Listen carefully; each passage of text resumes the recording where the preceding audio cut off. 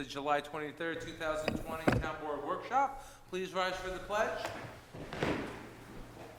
I pledge allegiance to the flag of the United States of America and to the republic for which it stands, one nation, under God, indivisible, with liberty and justice for all. Okay, thank you. So usually we don't have a workshop during July and August, but we have to get back to business because we have been pushed back with the whole COVID-19 issues. So tonight we have Mr. John Behan from Behan Planning and Design, which the town board, he's going to give us, the town board, a special presentation. Town board engaged with Mr. Behan. If everybody remembers, a few years ago, we had a moratorium on I-zones, and he did an industrial zone study for the entire town. Now, if everybody remembers, last October, the town board placed a moratorium on Route 52 from Taconic State Parkway to Blue Hill Road. In saying that, we have identified that we have some issues there. We have traffic, we have planning, we have water and sewer infrastructure issues, and we know that there is going to be wanting development in that area, so we thought it was time to take a time out, get some together, and have Mr. Behan do another study, a land use and zoning study for us. So our planner, Michelle Robbins, is here with us as well. She has been working with Mr. Behan. And how are you, sir, tonight? Very good, thank you. Thanks for coming down. And would you like to give a little start and start the presentation? Okay, sure. Well, it's nice to be here. Thank you for the nice setup. Appreciate it very much. So I put together kind of an overview of our findings. So if it's okay with you, I'll just walk you through it pretty quickly. Sure. And we can feel free to interrupt if you have questions as I go. Well, that's fine. Okay. Excellent. All right. So we'll start out with, as you mentioned, I'm with Behan Planning and Design, and we took a kind of close look at this area. It's an interesting historic part of the town, and both from culturally as well as geologically, there's a lot of interesting landforms in the area. So this is an aerial photo showing part of the study corridor. And if you Google East Fishkill, right, this is where you'll end up, right here on the map. That's what it's one of the older settlements in the town. So this, as the supervisor mentioned, the purpose of the study was to create an orderly plan to help manage the future development in this area, looking at vehicular and pedestrian traffic, ways to conserve the area's rich natural and historic resources, and also, importantly, to identify future land use and zoning that will help contribute benefits to the town's economic base and the community assets of the town while enhancing the area's sense of place. And so here's a little bit of a closer look at the study area. You see it's an intersection of two state highways. They're both very busy highways as you come off the Taconic. This was called the hamlet of Gayhead back in the day, and there's a stream that runs through there was dammed up. There was an old mill that was there, and it's really one of the older settlers of Dutchess County. You can also see the East Fishkill Police Headquarters, Highway Department, Fire District is all over there. Some nice commercial development, Heritage Square, shopping center, golf, Parfort Golf, driving ranges in that area, and residential development around. A lot of green, a lot of wetlands, like not unusual in the town of East Fishkill. And so this map here kind of shows the area of all the parcels that are in this area between Blue Hills Road and the Taconic. And it's a little bit maybe difficult to see, but the area in red is the business zoning district. Okay. The next map that you'll see is a colored map showing land use patterns. All right, the red being commercial, the blue is institutional government type of uses. Yellow is the tannish color is residential uses. The green is the par 4 golf facility, and the gray areas are vacant or undesignated categories. Okay. So, and the yellow outline is are the parcels that are within the study area. Okay. This map shows water features in the area. It shows the dark blue that you see covering it is the 100-year floodplain. And then within that area, it's a little bit hard to see, but there's significant streams and wetlands.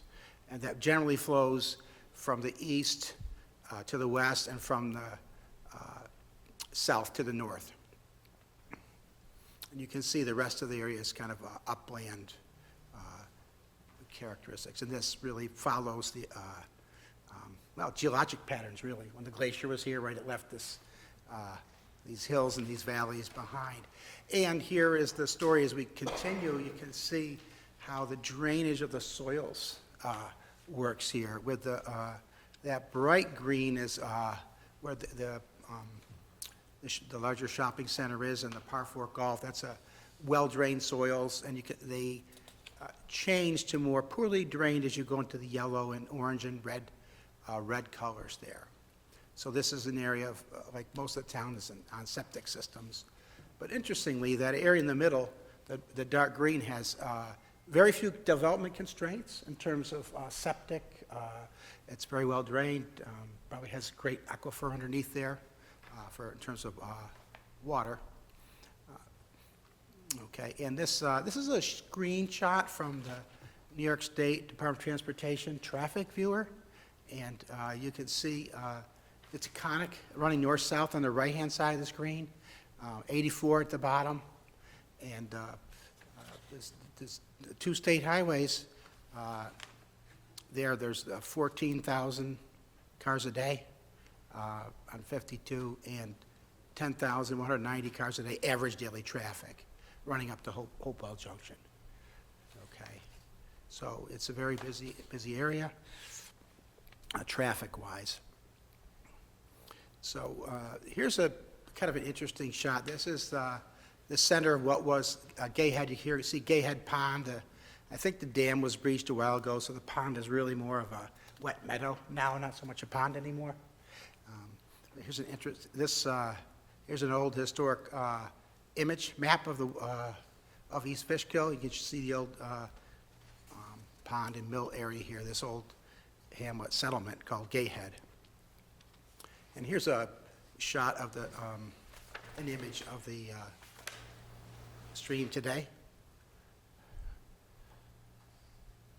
running through the site. Well, I thought we'd give you a little visual. It's pretty neat. It's the water seems pretty nice, and so that's an important resource. So the environmental setting, some of the things, just kind of overview. The highway patterns here obviously influence the development patterns. There are highway-oriented businesses in the area.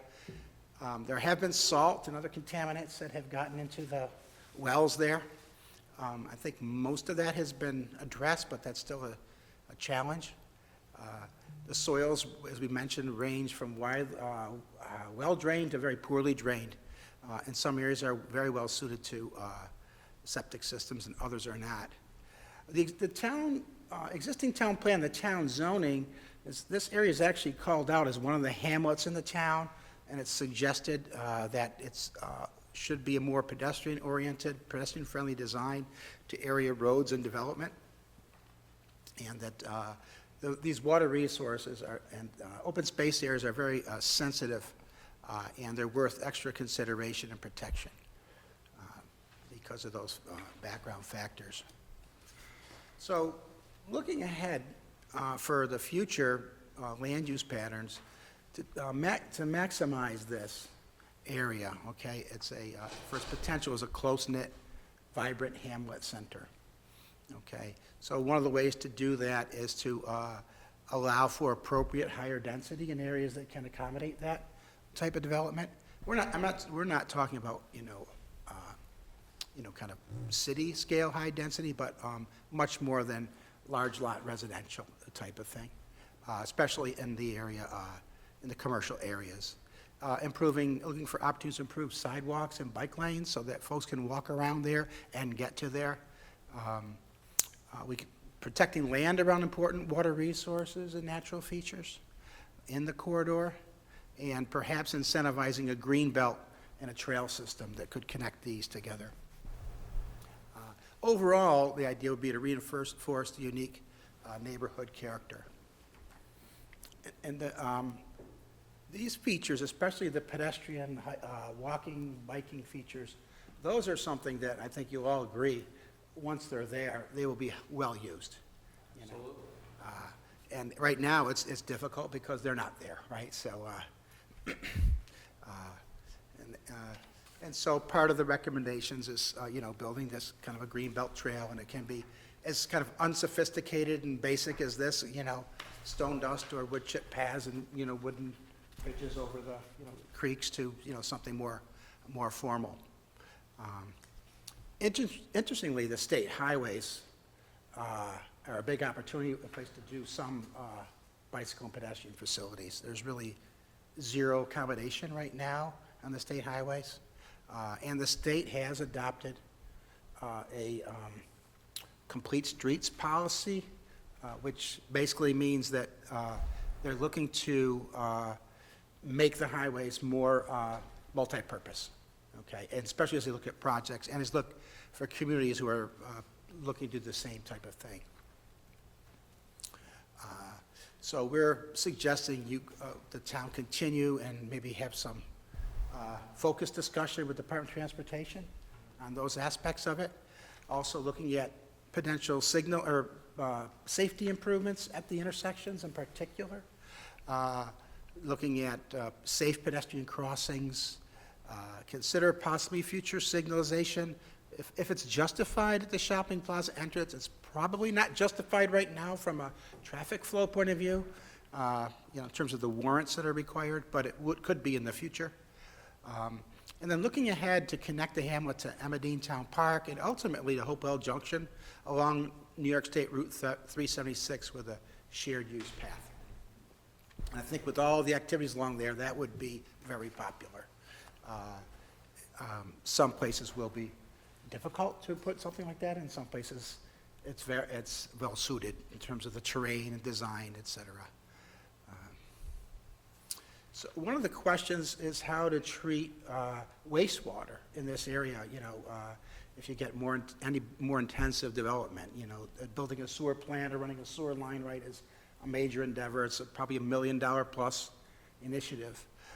Our initial findings are that you probably don't need to do that, especially in the area that has the excellent soils. That's a place that could accommodate and treat a fair amount of development properly with those excellent soils to take advantage of that natural resource that's there and spare anyone the expense of building $1 million or more sewer connection. So there are some major advances that have been made in septic system design over the past several decades. In particular, the folks up in the New York City watershed and the Catskills and other areas that are small villages and towns that have had to put in community septic systems and other type of shared systems, or they've developed some very unique and very well-designed systems that can treat septic, and that groundwater coming out of there is very clean.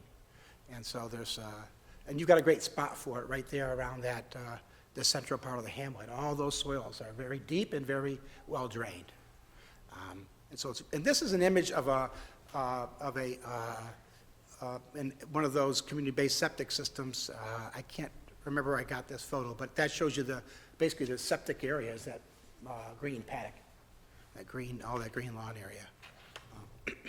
So that's something we're recommend to be considered for the area. In terms of zoning, the area, because it's unique and it's been recognized for a long time in its history and the idea of the Gay Head Hamlet, you may want to consider just creating an overlay district, which would be relatively simple way to recharacterize some of the zoning in the area, okay, and to consider some additional residential options that may be appropriate there. It also, like townhomes, patio homes, small lot development, maybe apartment buildings even, in areas that are capable of supporting things, that type of thing. And then some uses you may want to prohibit in the area. I don't know if you want to, it's going to have a lot of pressure for automobile-related uses, gas stations, drive-throughs, service, those kind of things. But that may quickly become the predominant land use, and I don't think that's overall a good balance for that area, because of the traffic that's there. It's going to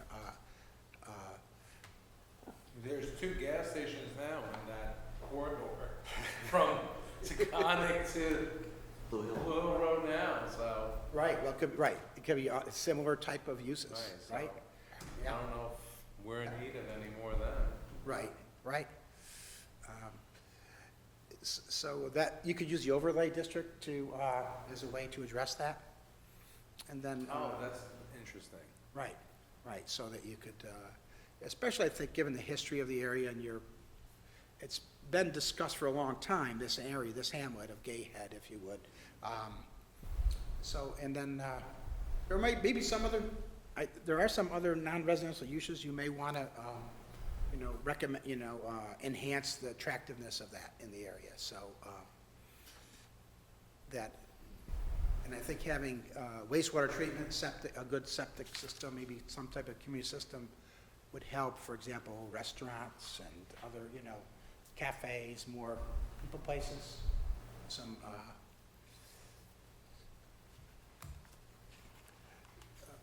also, this is probably, you've probably seen this in other parts of the town, like the idea of design guidelines and helping folks understand what's expected in terms of commercial development, and everything from signage, lighting, setbacks, et cetera, that go beyond what a normal zoning just is a kind of, it's a box upon which you can build. It doesn't really paint the full picture.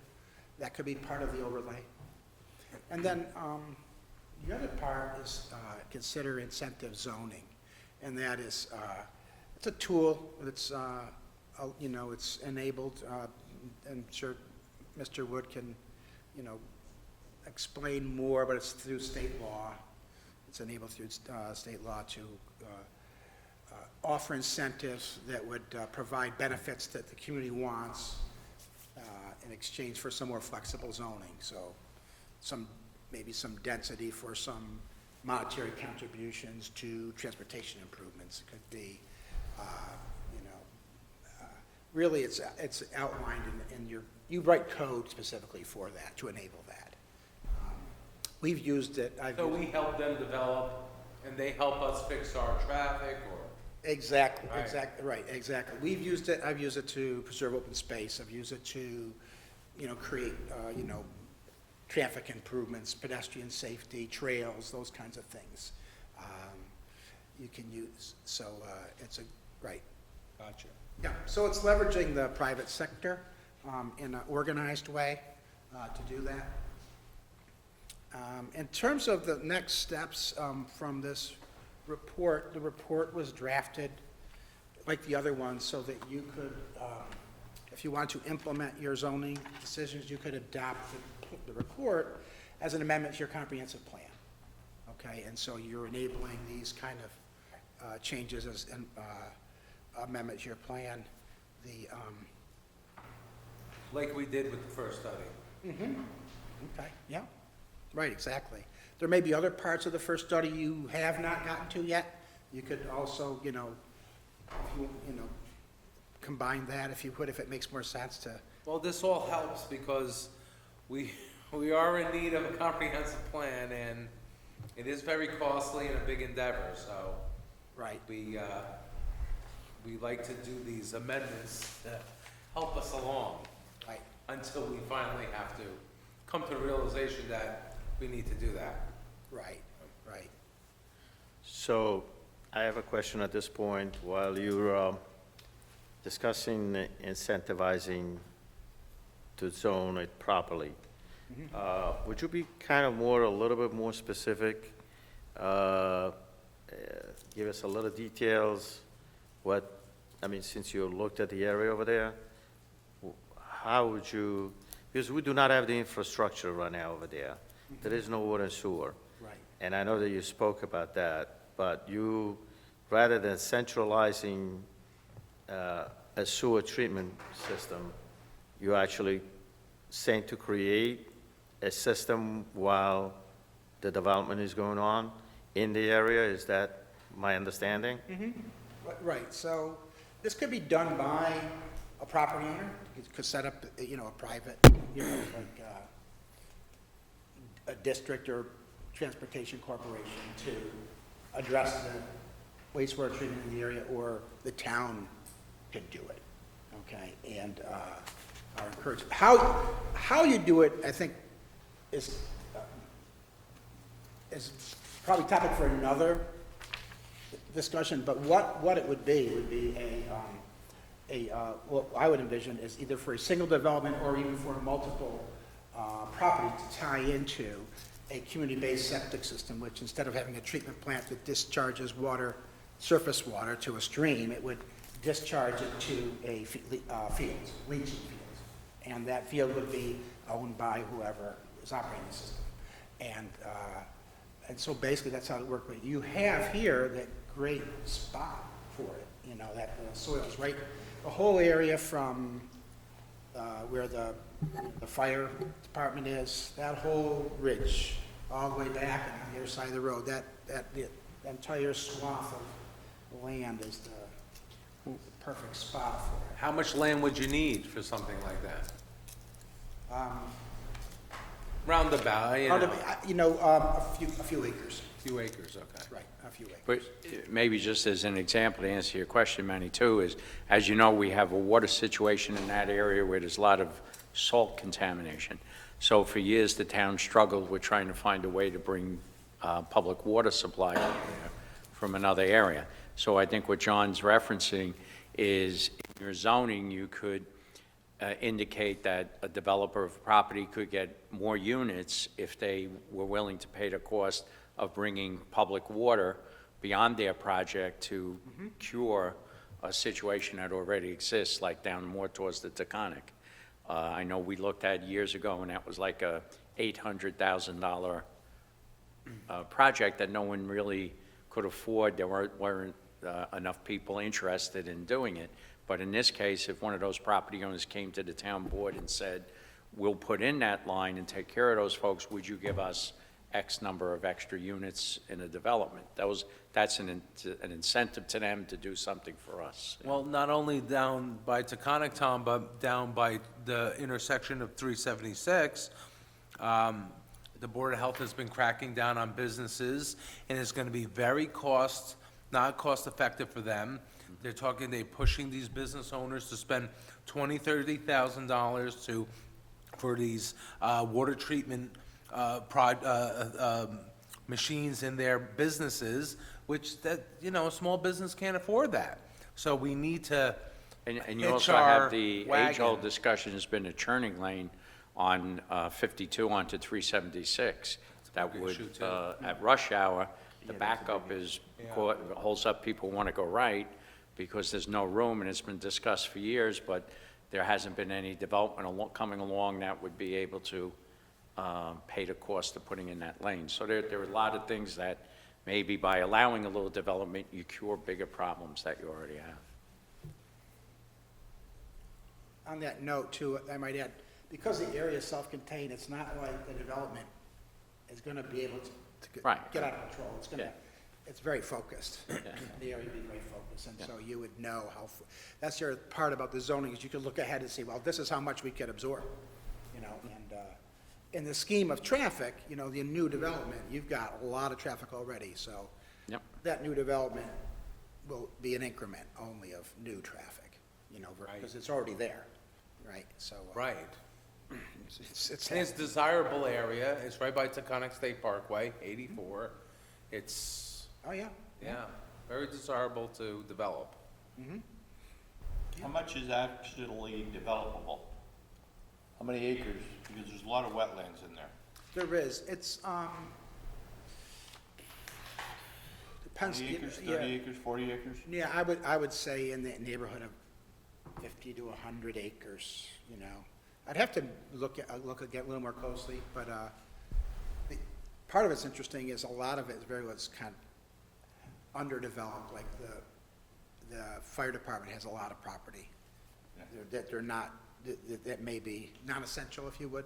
They've got land. There's pretty much that whole southern side, the par 4 golf, that whole area, all the area behind. But you're right, once you get to the wetlands, it's pretty much, You're done. you're done. Yep. It's pretty But clear. some of the other uses would maybe lend themselves to being redeveloped because they're in poor condition and. Oh, right, absolutely. You could get some upgrades.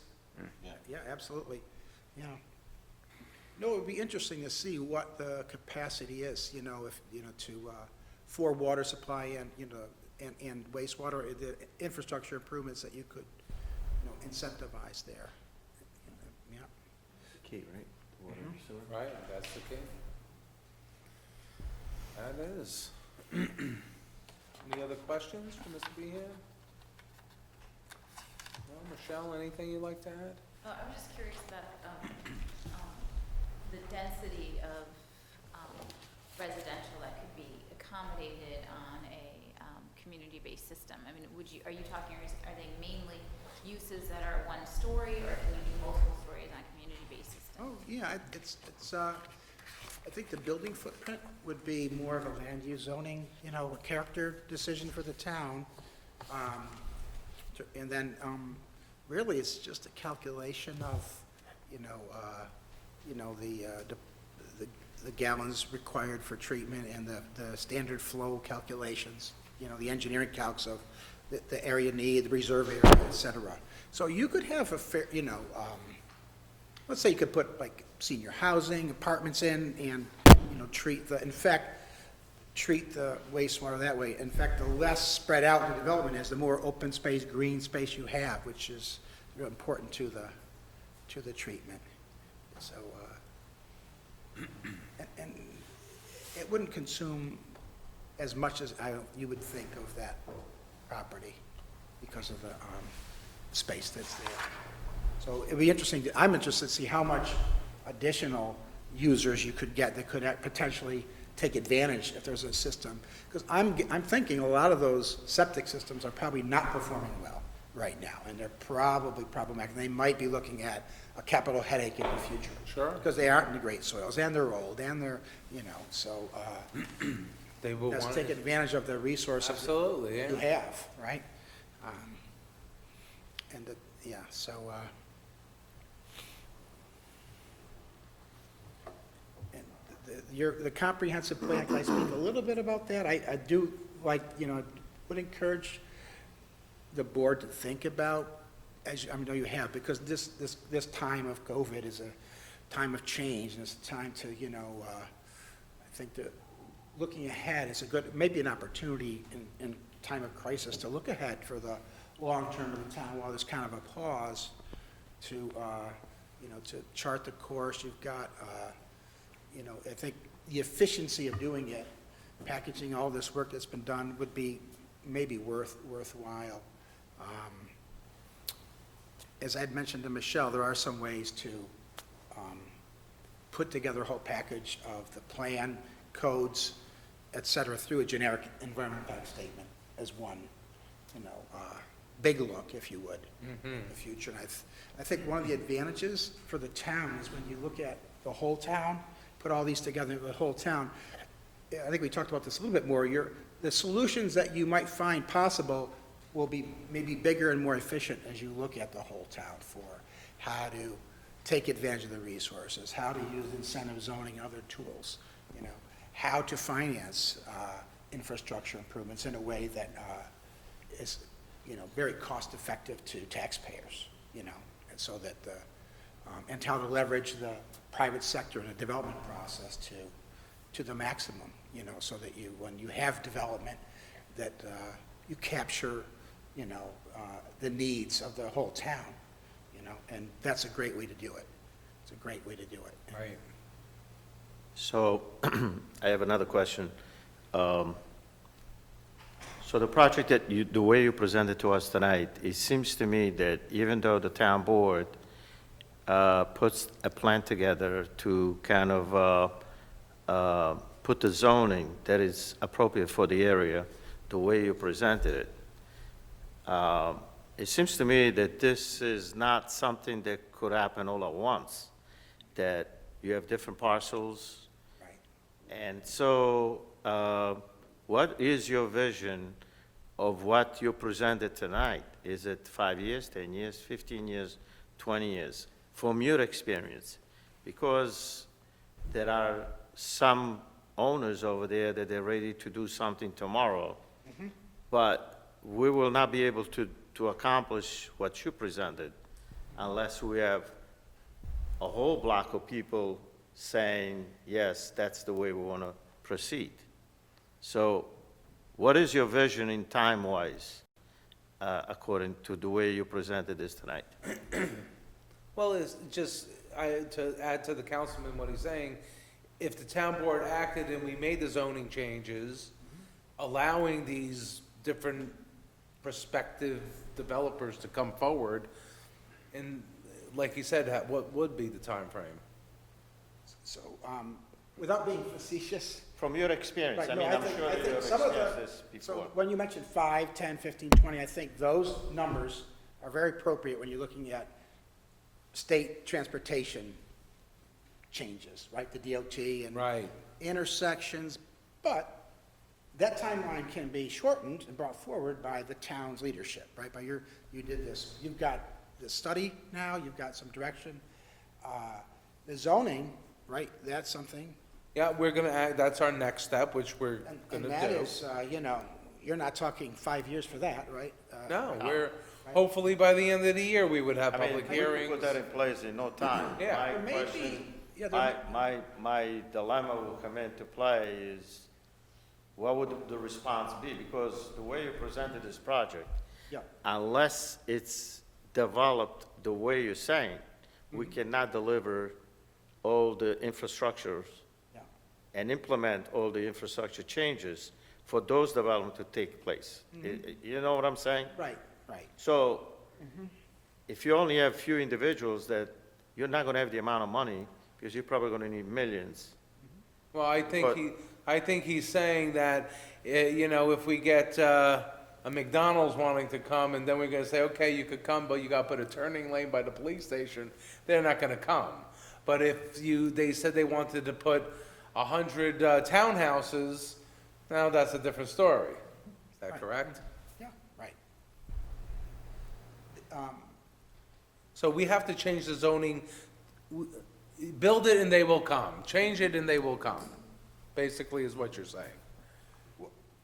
There's an interim step, or not, in addition to the zoning, the town could define a little more clearly the infrastructure vision for the area. In other words, and there may be some funding out there to do this. I think that the Department of Environmental Conservation did have some money for some sewage system feasibility studies. They may fund, some of those things, because even for a private owner to come say, I want to put in a community septic system, they may or may not want to look outside their boundary, right? They may say, well, I can accommodate my thing and that's it. So there's something that could be done to kind of outline the improvements. Well, I think it's definitely something we could do for grants with at least water, because the state contaminated a lot of land over there with their salt shed from the DOT. I think maybe we could apply for something at least for water, Right. and then maybe then it's a less of a burden for a developer, then they only have to think about sewer, either connecting to our sewer plant here, or doing an on-site community, like you said, treatment facility there, so I think there's options. When they do those, do they write that into the zoning? Do they write the community sewer into the overlay and say Yes. that yeah? Yes, you would, you could write it in as an incentive, or, if you have this. And they right? get a certain amount of density Right. extra, or they get something. Right. So, the, Right, they got a benefit too, if we're asking them to spend millions of dollars. the other thing the town could go so far as to create, look at this another level of detail and look at the improvements that are needed and figure out the cost of those improvements and then assign those to future development so that you could mitigate the impact. So if you know, let's say, let's just say $5 million of public improvements, and a big number, but $5 million of improvements, traffic and water and sewer and open space and trails and all the things that would make it the vision that the place, and say, okay, we expect to get state grants of $3 million, or state's gonna fund 80% of it or 70% of it. The town might spend something, and the private sector said, we're looking for, there's $1 million in costs, and we've allocated it to the future development over the next 20 years. Because what happens is the last person in gets stuck with the traffic signal, or you don't get the full minute, you don't get it's not fair and it's not really done well. So this is something could be done. It's a little more involved, but that's something that could be done in terms of through a generic environmental impact statement and having, So the dream world could become a reality within a reasonable amount of time. Right, and I would say it could, and I would say probably without your leadership, it won't, things won't really happen, right? Yeah. But they, Anybody else? All right, great. Thank you, Mr. Behan. Thank you. you're very welcome. Yeah. Great to be here. Yeah, thanks for coming. We're happy to have you. Yeah, my pleasure. It's always a pleasure, Michelle. Thank you for your help. So as we develop this, potentially, maybe when we get to the public hearing stage of some of the changes we're going to offer to the public, maybe you could come and give another presentation at that time? That'd be Okay, good. great. Be great. Yep, All right, absolutely. wonderful. You mind if I excuse myself then? Yes, great. Okay. Thank you, sir. All right, you're welcome. Safe trip back. Have a good night. Well, welcome to stay, though. There's an empty seat. All right, well, with that, that's the end of our workshop. That's the only thing we had on the agenda tonight. We do have a town board meeting in another 15 minutes, so do I have a motion to adjourn? Second? Second. All in favor, say aye. Aye. Thank you very much. See you in a few minutes.